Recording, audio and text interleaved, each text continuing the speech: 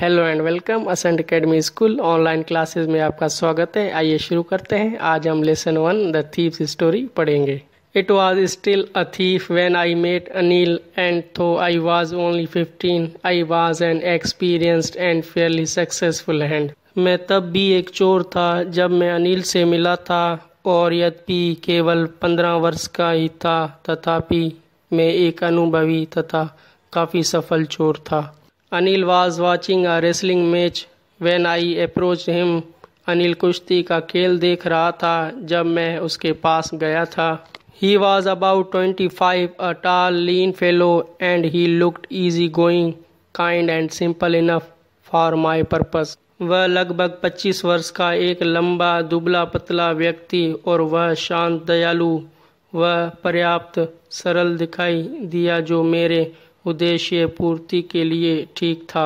I was sure I would be able to win the young man confidence.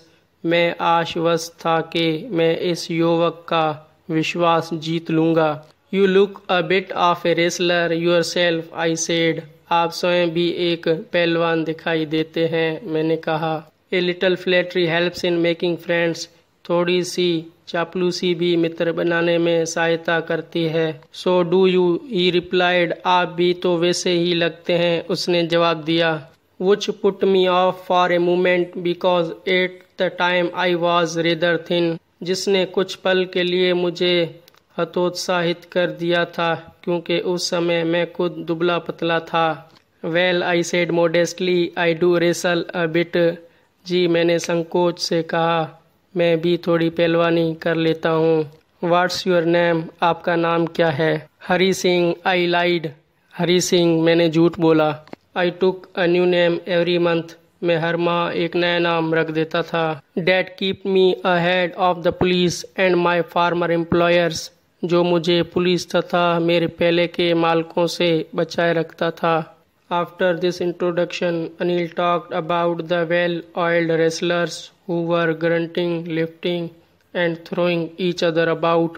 इस परिचय के उपरांत अनिल ने तेल लगे हुए पहलवानों की विषय में बातचीत की जो एक दूसरे पर बुड़बुड़ा रहे थे, एक दूसरे को उठा रहे थे और इधर पटक रहे थे। I didn't have much to say. मेरे पास कहने के लिए कुछ अधिक नहीं था। Anil walked away. अनिल चला गया।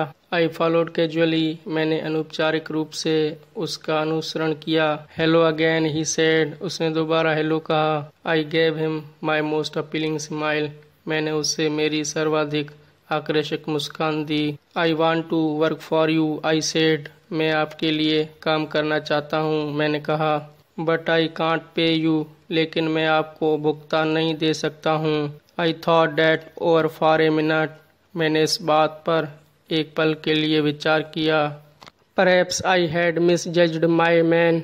शायद मैंने इस व्यक्ति के बारे में गलत अनुमान लगा दिया था। I asked can you feed me. मैंने पूछा, क्या आप मुझे भोजन खिला सकते हैं? कैन यू कुक, क्या आप भोजन पका सकते हैं? I can cook, I lied again. मैं पका सकता हूँ, मैं फिर झूठ बोला। If you can cook then maybe I can feed you. यदि आप पका सकते हैं तब तो संभव है मैं आपको भोजन खिला सकता हूँ।